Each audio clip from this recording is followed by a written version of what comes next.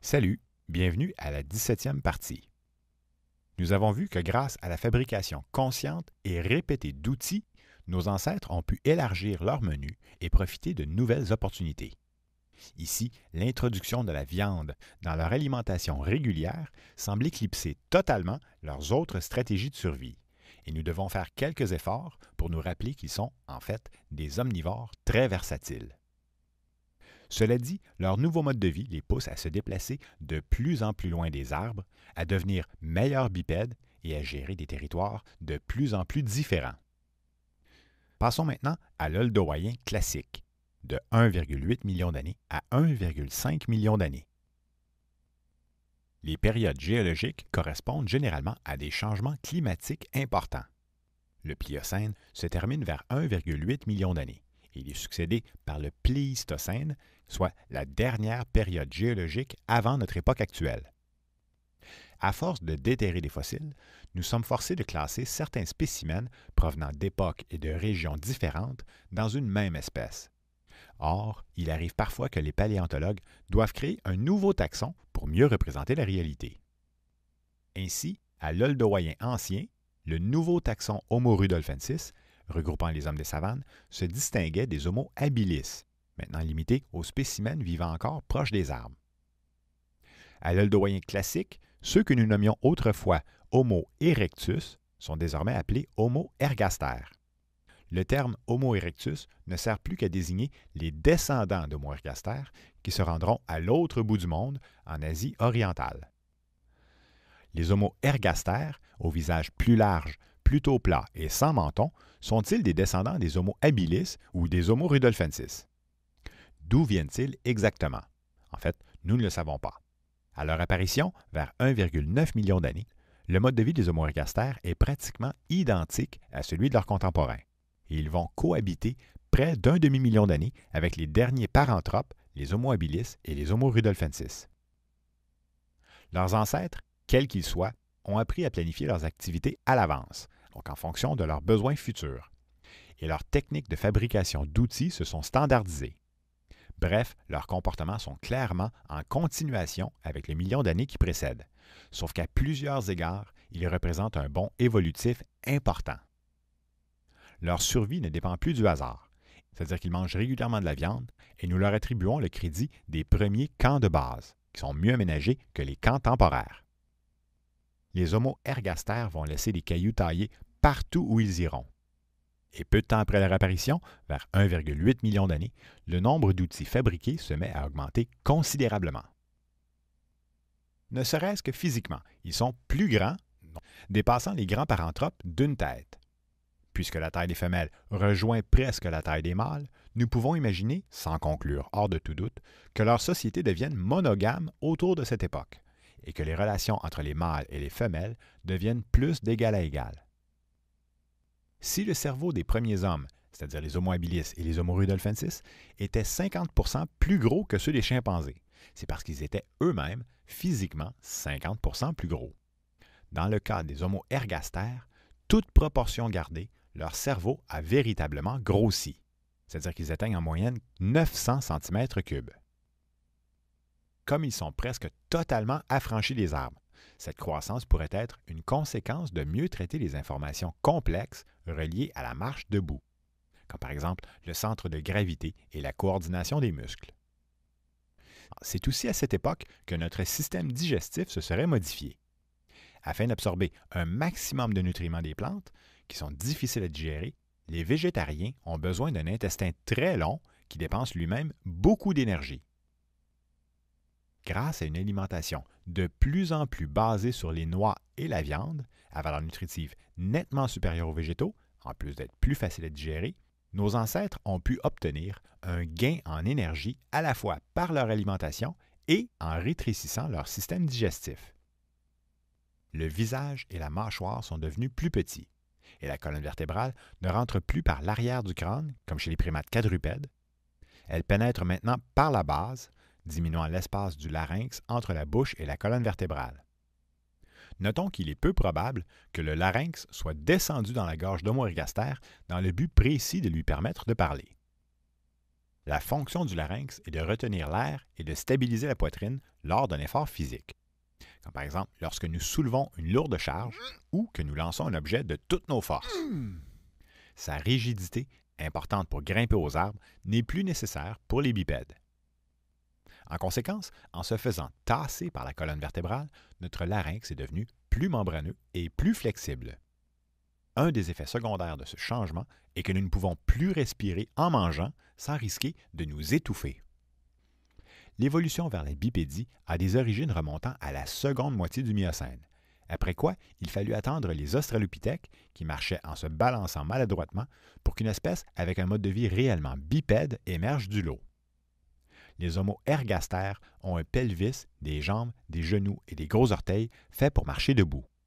En fait, ils auraient eu autant de difficultés à marcher à quatre pattes que vous et moi. L'adaptation des oreilles, qui venaient des primates pour garder l'équilibre dans les arbres, s'est modifiée pour la marche autour de leur époque, ressemblant maintenant presque à celle des hommes modernes. Debout, ils sont moins exposés au soleil du midi qu'à quatre pattes et l'air est un peu plus frais en s'éloignant du sol. Grâce à une démarche plus proche de la nôtre, ils franchissent une nouvelle étape en quittant la protection des arbres. Ils vont s'aventurer partout. Pour la première fois, voilà de vrais bipèdes. Chez l'homme moderne, les enfants peuvent apprendre à marcher dès l'âge de 1 an et ils peuvent déjà courir peu de temps après. Alors, qu'en était-il de nos ancêtres à cette époque? Nous ne le savons pas vraiment. Commencent-ils à chasser des bêtes de taille modeste? Peut-être. Sauf que les fossiles ne sont pas assez concluants. Depuis leurs ancêtres australopithèques, ils ont gagné un avantage à parcourir les savanes debout pendant que le soleil est à son maximum et que les prédateurs se reposent. Ils sont aussi capables de courir et de sauter, mais ils ne se sont pas spécialisés dans la course rapide. Nos ancêtres étaient plus marathoniens que sprinteurs. La preuve, l'arche de nos pieds est faite en tremplin pour nous propulser. Nos jambes sont longues et effilées comme des échasses, élevant la masse corporelle loin du sol pour mieux la faire tomber, donc en penchant vers l'avant. Nos hanches et nos épaules pivotent pour garder le ballon, et notre tronc est compact. En somme, nous pouvons courir à vitesse modeste en dépensant très peu d'énergie. Sans oublier que, toute proportion gardée, nous avons développé les plus grosses fesses de tous les primates.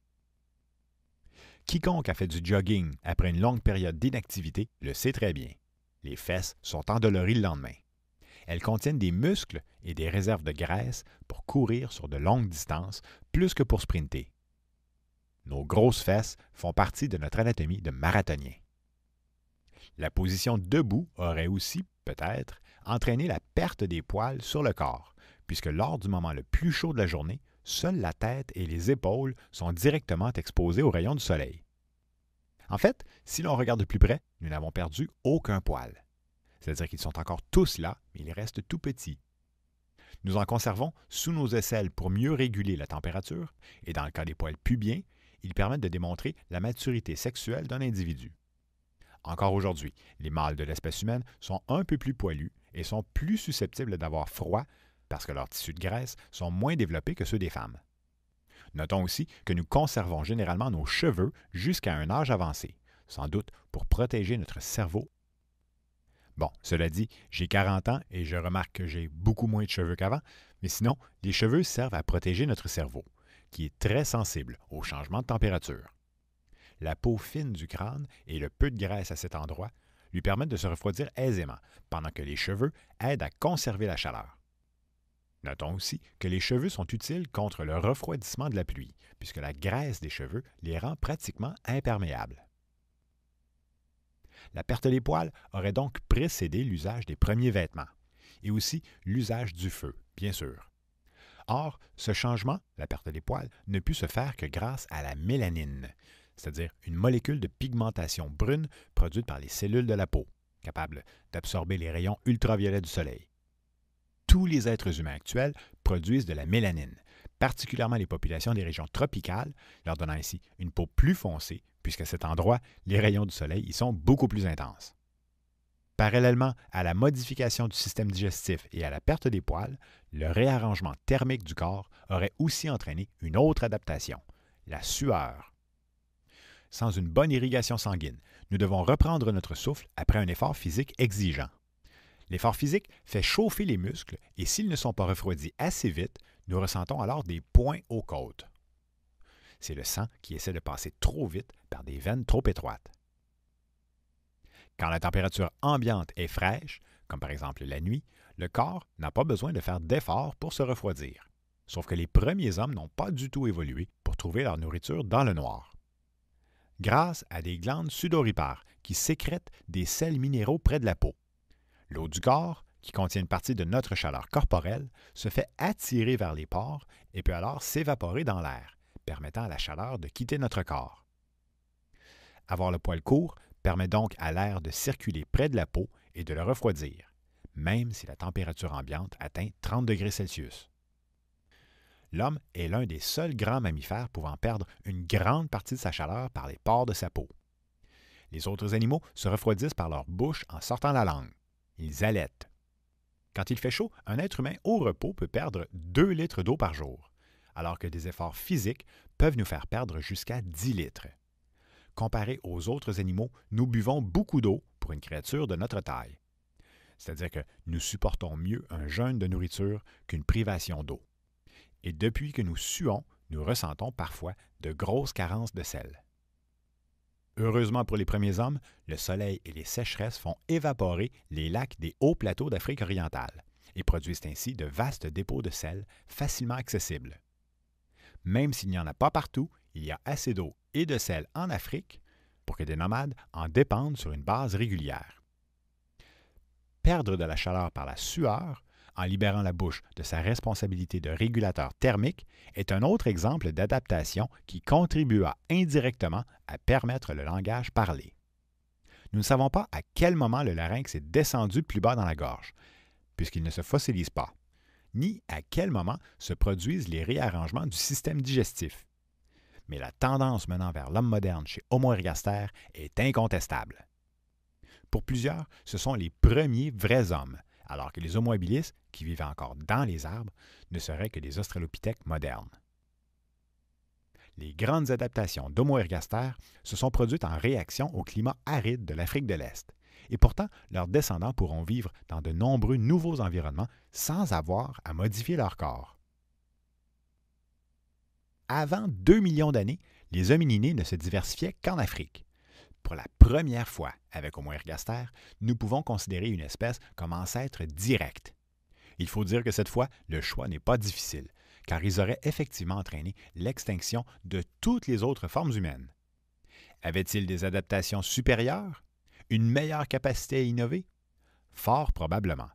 Ces hommes semblent supérieurs à tous les égards. Nous sommes loin de cette époque du Miocène où les hominoïdes régnaient du haut des branches. En dépit de ces adaptations que nous voulions voir comme supérieures à tous les autres singes de la même époque, seule une poignée de descendants aura réussi à survivre. Revenons un instant sur l'histoire des chevaux, dont le destin n'a pas fini de croiser le nôtre. Leurs ancêtres ont évolué en Amérique du Nord, puis certains sont passés par le passage herbeux qui relie l'Alaska à l'Asie, donc le détroit de Bering, pour aller peupler les steppes de Russie. Ils seraient arrivés en Afrique vers 4 millions d'années et n'étaient pas du tout adaptés à cet environnement tropical qui requiert des adaptations particulières. À titre d'exemple, la faune africaine de longue date, vivant à la hauteur de l'équateur, est à peu près immunisée contre la maladie mortelle transmise par les mouches tsetse. Nous l'appelons communément la maladie du sommeil. Les chevaux, eux, ne sont pas immunisés contre cette maladie, mais surtout, ils ont horreur d'être piqués. Une de leurs habiletés, d'ailleurs, est de faire tressaillir leurs muscles exactement où se trouve le dard de l'insecte, pour le briser. Et les coups de fouet de leur queue peuvent trancher un insecte en deux. Sauf que dans le cas des mouches tsetse, ces dernières sont trop résistantes et trop élastiques pour être éliminées de cette façon. Tant que les chevaux ne peuvent se camoufler ou développer des anticorps contre cette infection, l'Afrique tropicale leur est très hostile. Les zèbres sont des chevaux africains ayant développé des rayures. Donc ici, il ne s'agit pas d'un simple motif du poil, c'est la pigmentation de la peau qui leur donne des rayures. Ce camouflage, qui semble être un désavantage en les faisant détonner dans la savane, ne les rend pas plus faciles à attraper pour autant. De leur côté, les prédateurs n'ont pas plus de raisons de chasser un zèbre qu'une autre proie. Les zèbres, qui devraient être parmi les plus infectés, sont en fait parmi les moins piqués, car leurs rayures les rendent invisibles pour la mouche tsetse. Par la suite, les chevaux qui ont atteint le sud de l'Afrique, donc les zèbres quaggas, sont sortis de cette zone équatoriale et leurs rayures, qui ne sont plus nécessaires, sont moins bien définies. Si nous pensons à notre crainte innée de toucher à une personne gravement malade, il est fort possible que nos ancêtres vivant en région tropicale étaient habités par cette même aversion. Les virus et les infections laissent rarement des traces dans les fossiles, et nous n'aurons probablement aucune preuve tangible des maladies subies par nos ancêtres. Pourtant, nous devons nous poser la question. Est-ce possible que des bipèdes, capables de se déplacer un peu plus, aient rapidement découvert de meilleures conditions de vie ailleurs que dans les tropiques? Est-ce si surprenant que les fossiles des Homo ergaster apparaissent presque simultanément en Afrique et en Chine, donc sans laisser de traces progressives connues de leur migration? Leur rapidité est presque louche, et l'on pourrait croire que des Homo habilis ou des Homo rudolfensis sont sortis d'Afrique avant Homo ergaster. Ce dernier scénario est peu probable, puisqu'il n'y a aucune trace d'homininés hors d'Afrique avant Homo ergaster. Pourquoi ont-ils quitté l'Afrique? Pourquoi les Homo ergaster se retrouvent si vite aux confins de l'Asie orientale? Se sont-ils perdus? Possédaient-ils déjà cette curiosité d'explorer l'inconnu? Fuyaient-ils vraiment de terribles maladies? Si l'on sait par où passer, une vie humaine est assez longue pour faire quelques allers-retours entre l'Afrique et la Chine en marchant. Malgré cela, les Homo ergaster n'ont pas pu coloniser la région en une seule génération, car les populations doivent être assez nombreuses pour pouvoir se reproduire sans trop de consanguinité. Avec leur mode de vie adapté aux savanes, ces hommes sont devenus relativement dépendants de la viande. Se sont-ils mis à suivre des troupeaux errant dans les steppes sur de vastes distances à la recherche de pâturage? Peut-être. Généralement, les troupeaux d'animaux migratoires sont plus larges que les groupes sédentaires d'une même espèce, atteignant parfois jusqu'à 10 fois plus d'individus. Notons ici que les singes et les premiers hommes ne font pas exception à cette règle. Sans recours aux vautours, suivant leur nourriture à la trace, ils parvenaient sans doute à identifier les bêtes malades, blessées, épuisées ou isolées, et ainsi éviter de prendre trop de risques pour les attraper. En courant moins le risque de tomber sur de la viande pourrie, ils risquent encore de tomber très malades en mangeant un animal infecté. Notre odorat nous permet, souvent, d'identifier une viande qui causerait un empoisonnement ou une intoxication alimentaire. À défaut de quoi, ces risques sont quand même inférieurs à l'avantage qu'ils tirent en suivant un troupeau de victimes fraîches. De plus, en suivant les troupeaux, les hommes peuvent se fier sur eux pour trouver de l'eau. Mais avant de pouvoir se déplacer sur de longues distances, s'ils ont perdu leur poil, ils doivent trouver une façon de transporter leurs bébés et leurs enfants. Nous n'avons bien sûr aucune preuve, mais il est possible qu'ils aient commencé à utiliser des peaux séchées au soleil. Sans les tanner, grâce au climat sec, elles deviennent aussi dures que du cuir, et elles restent résistantes pendant plusieurs mois. Lors de leur déplacement, ces hommes construisaient les mêmes sortes de camps temporaires hérités du mode de vie de leurs ancêtres. Il ne vaut pas la peine de perdre beaucoup de temps à aménager un endroit qui sert déjà naturellement d'abri, d'autant plus qu'il n'y reste qu'une ou 2 nuits. Mais rapidement, leur mode de vie semble se complexifier. Nous attribuons le crédit des premiers camps de base exclusivement aux Homo ergaster, qui occuperont certains endroits pendant une saison tout entière. Ces hommes apprennent alors à s'organiser autour d'un camp plus permanent, à altérer leur environnement et à améliorer leurs conditions de vie. Les branches qu'ils ont utilisées sont disparues depuis très longtemps. En revanche, ils ont laissé des roches placées en cercle de 5 mètres de diamètre. Le camp est généralement divisé selon les activités, donc une aire de repos, une aire de boucherie où nous trouvons les ossements, et des tas de galets et d'outils dans les aires de taille. Ils peuvent identifier les ressources animales, végétales et minérales à proximité du camp. Ils fabriquent systématiquement des outils de pierre, donc des choppers, des rabots et ainsi de suite. Et ils commencent peut-être même à développer une société de partage en divisant les tâches du groupe en sous-groupes. Avec leur connaissance des ressources environnantes et une division des tâches, ce que les aires spécialisées de leur camp semblent confirmer, les hommes gravitent désormais autour du camp où la survie de l'ensemble du groupe dépend de la contribution de chaque individu. Ce partage de tâches ne se faisait probablement pas encore en fonction du sexe, car chacun pouvait apprendre l'ensemble des connaissances essentielles du groupe. Donc le simple fait de pouvoir accomplir une tâche rend un individu éligible pour la performer. Ceux qui peuvent faire quelque chose ont intérêt à le faire au profit de tous, et l'image moderne de l'homme chasseur et de la femme cueilleuse ne colle pas vraiment chez les premiers hommes. Pendant que certains partent en expédition pour rapporter des roches, d'autres partent à la recherche de nourriture. À l'occasion, ils chassent du petit gibier ou découvrent une carcasse fraîche.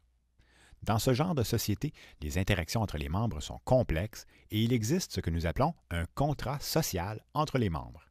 Autrement dit, ils s'entendent pour coopérer entre eux. Peut-être qu'en accordant plus d'importance au rôle de chacun, ils commencent aussi à donner des soins aux malades, aux blessés et aux plus âgés. Peu à peu, ils dépendent moins du hasard, pendant que leur nouvelle vie loin des arbres les force à bien connaître leur environnement pour pouvoir exploiter les ressources à leur disposition. Suite à une période de sécheresse intense de quelques semaines, voire de quelques mois, un simple éclair suffit à enflammer une savane. Ces feux naturels se produisent régulièrement en Afrique et ils sont une bénédiction pour certains mangeurs d'insectes, sans oublier les troupeaux qui accourent manger les nouvelles pousses plus nourrissantes que l'herbe sèche. Les hommes de cette époque étaient sans doute suffisamment intelligents pour se réfugier de l'autre côté d'une rivière et laisser passer le feu, après quoi ils pouvaient revenir pour manger les carcasses carbonisées. La viande cuite se décompose moins vite que la viande crue, elle dégage une odeur délicieuse, elle goûte meilleur, et même si ces premières expériences de barbecue préhistorique furent certainement sans lendemain, le lien de cause à effet entre le feu et la cuisson n'est plus très loin. Les traces des toutes premières tentatives d'utilisation du feu sont impossibles à identifier, car nos ancêtres doivent d'abord apprendre à le manipuler sans se brûler. Nous pouvons voir le feu avec nos yeux. Les petites lumières qui dansent sont même particulièrement fascinantes pour l'esprit humain. Nous pouvons aussi ressentir sa chaleur, et nous savons qu'il est là, mais il nous fait très mal si on essaie d'y toucher, et on ne peut pas le saisir directement. En conséquence, il est légitime de croire que les premières expériences se sont résumées à brûler ce qu'ils avaient sous la main, à remarquer que l'herbe brûle plus vite que le bois, ou que l'on peut saisir une branche enflammée par le bout qui ne brûle pas. Il semble évident de croire que la majorité de ces premiers apprentissages se sont tous mal terminés. Il ne faut pas jouer avec le feu. Le plus ancien feu connu, ayant brûlé pendant quelques jours, remonte à environ 1,6 million d'années. Il ne semble pas avoir servi à la cuisson. Était-ce pour se protéger contre les prédateurs?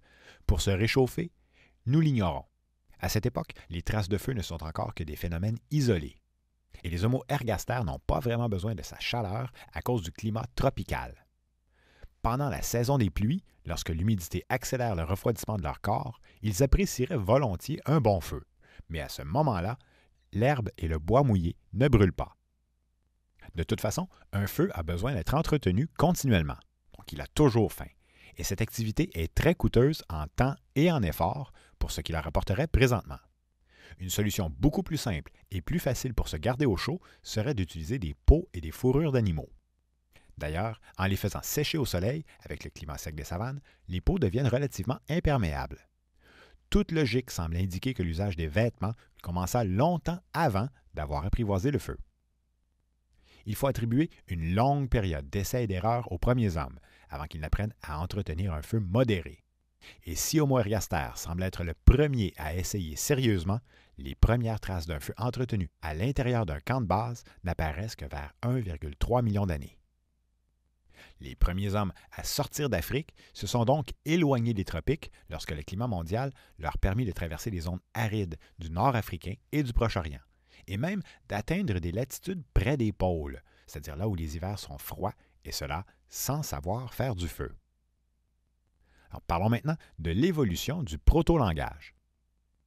Notre capacité à parler est le résultat indirect, accidentel et très progressif d'une longue série d'adaptations, donc jusqu'à ce que les premiers hommes accordent plus d'importance à la communication orale. même si nous pouvions donner la parole à un singe, il n'aurait rien à nous raconter. Et jusqu'ici, aucune pression ne pousse vraiment nos ancêtres à parler non plus. Avec une plus grande capacité de vocalisation que les singes ou que les australopithèques, et surtout avec leur gros cerveau, nous aimerions croire que les Homo ergaster se mirent aussitôt à développer une sorte de proto-langage, comme par exemple des mots sans grammaire. Il est en fait très peu probable qu'ils aient parlé un langage articulé à cause des petites contributions de chaque génération qui font évoluer les langues humaines très rapidement. Nous aurions beaucoup plus de disparités linguistiques aujourd'hui si Homo ergaster avait parlé une sorte de proto-langage. Comment communiquait-il? Chaque individu connaît encore intimement les autres membres du groupe. Il possède à peu près les mêmes connaissances qu'eux sur le monde extérieur. Alors, quelle information pourrait-il bien avoir besoin de communiquer à part ce qui se produit dans l'immédiat? En comparaison, l'homme moderne est plus régulièrement séparé de sa famille, de ses amis, de ses collègues de travail, de son mari ou de sa femme, et ressent le besoin de communiquer des informations que les autres n'ont pas.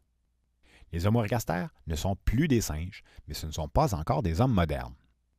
Pour le moment, malgré leurs nouvelles adaptations permettant de communiquer avec plus de flexibilité, les hommes préhistoriques conservent leur langage holistique. Une élocution comme « burk » suffit à signifier à un autre « cette nourriture n'est pas bonne, ne la mange pas ».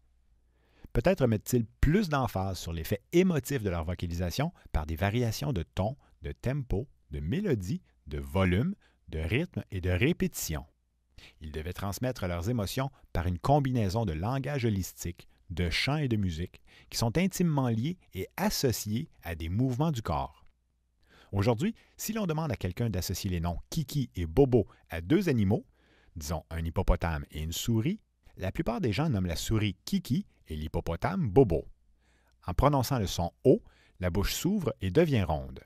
Nous l'associons à quelque chose de gros.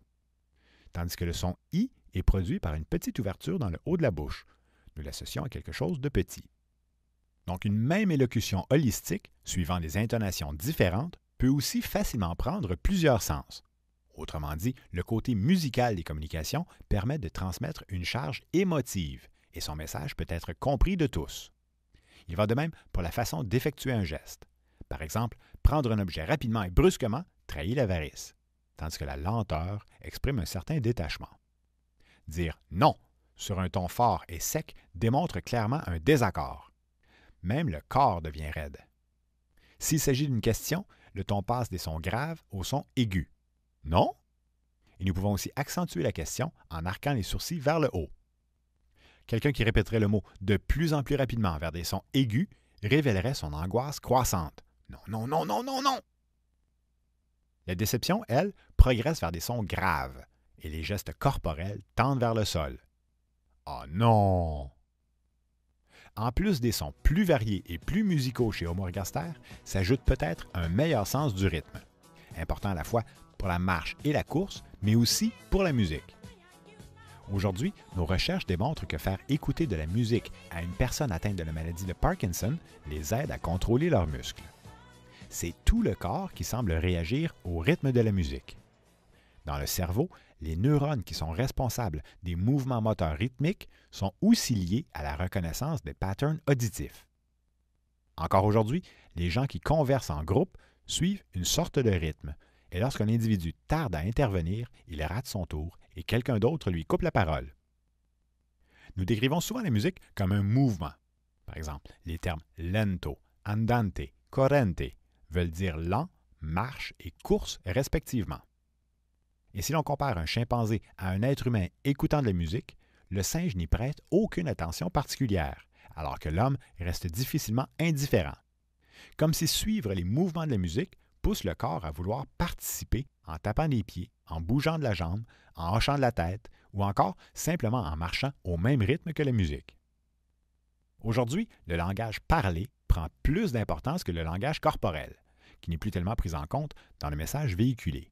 Pourtant, nos conversations demeurent agrémentées de gestes.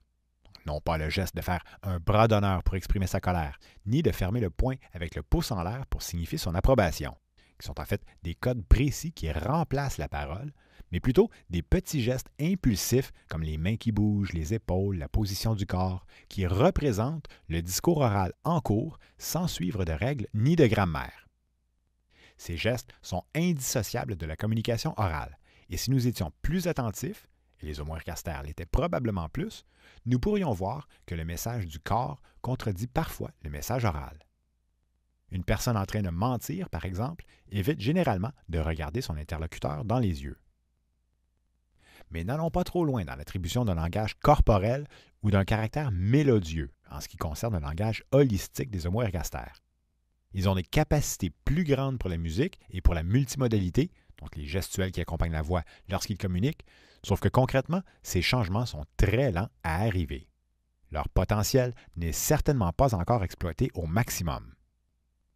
Notre capacité pour le mimétisme, elle, pourrait s'être développée à partir des Homo ergaster. Donc, même s'ils ne chassent probablement pas encore du gros gibier, ils chassent quand même des petits animaux, et décrire le monde immédiat avec un peu plus de précision devient maintenant plus utile. L'hypothèse du mimétisme a de quoi séduire.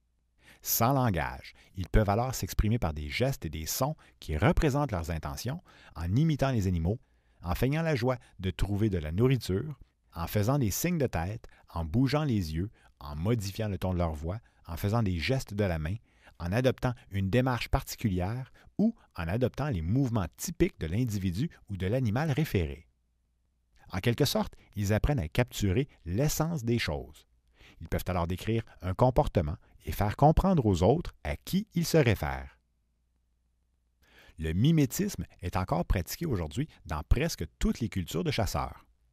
Donc là où le mime, la danse et les rituels totémiques servent à jouer le rôle des créatures animales. Ces gestes mimés sont dits iconiques, dans le sens où ils restent holistiques et ne sont pas un langage structuré. Et ils visent encore à manipuler le comportement des autres. Notons ici que imiter le cri d'un animal, grâce à une meilleure approximation des voyelles, leur permet indirectement de nommer ces animaux. Par contre, un usage de plus en plus varié et fréquent de vocalisation générique simple finit inévitablement par atteindre une limite dans le nombre de messages tout faits qu'un individu peut apprendre et mémoriser. Les messages qui ne servent pas assez souvent sont oubliés pendant que l'apparition de nouveaux messages se fait progressivement, car ceux-ci doivent être appris par les autres et servir régulièrement avant de s'imposer. Il s'agit encore de messages généraux et non de descriptions spécifiques d'un événement isolé. Ce système de communication favorise un conservatisme, autant dans la pensée que dans les comportements, ce qui explique pourquoi Homo ergaster et ses descendants, jusqu'aux hommes modernes, donc les Homo sapiens, sont excessivement conservateurs. Les mêmes outils servent longtemps, et personne ne semble étendre la technique à d'autres matériaux pour fabriquer des outils en os, ni faire des épieux avec des pointes en pierre. Chez Homo ergaster, la régulation de la respiration, vitale à l'usage de la parole, reste sans doute assez proche des singes.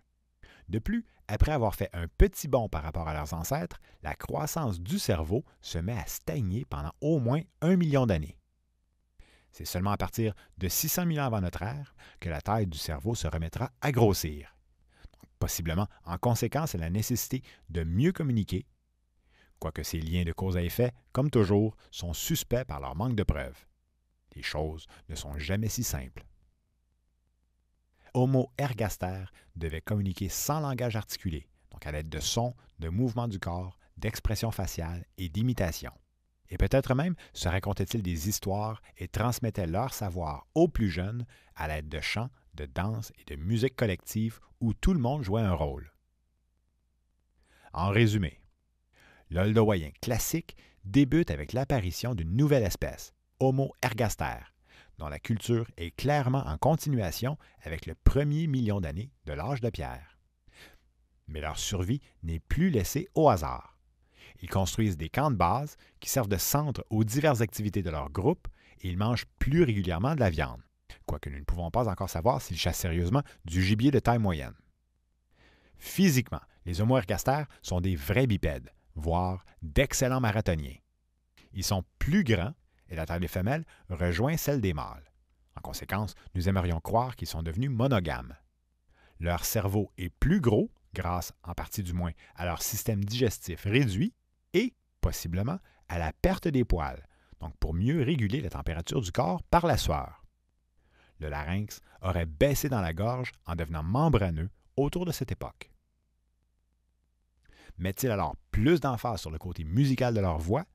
Bon, leur potentiel de vocalisation n'est sans doute pas encore exploité pleinement, mais grâce au mimétisme, sans langage, ils peuvent imiter des animaux ou un membre de leur groupe et se faire comprendre. Autrement dit, ils commencent à capturer l'essence des choses. Pour le moment, leur mode de communication reste holistique, donc visant à manipuler le comportement des autres, et il reste conservateur puisque limité à un petit ensemble de phrases toutes faites. Ces hommes, issus du climat aride de l'Afrique, sont partis à la conquête de l'Asie et de l'Europe, laissant les cailloux taillés partout où ils sont allés. Utilisaient-ils des peaux séchées pour transporter leurs enfants? Développaient-ils une société de partage avec une plus grande coopération entre eux? Accordaient-ils plus de soins aux malades, aux blessés et aux membres plus âgés? En fait, nous ne le savons pas. Pour terminer, malgré quelques traces d'utilisation du feu, ils ne peuvent pas s'aventurer trop au nord avant d'apprendre à faire du feu.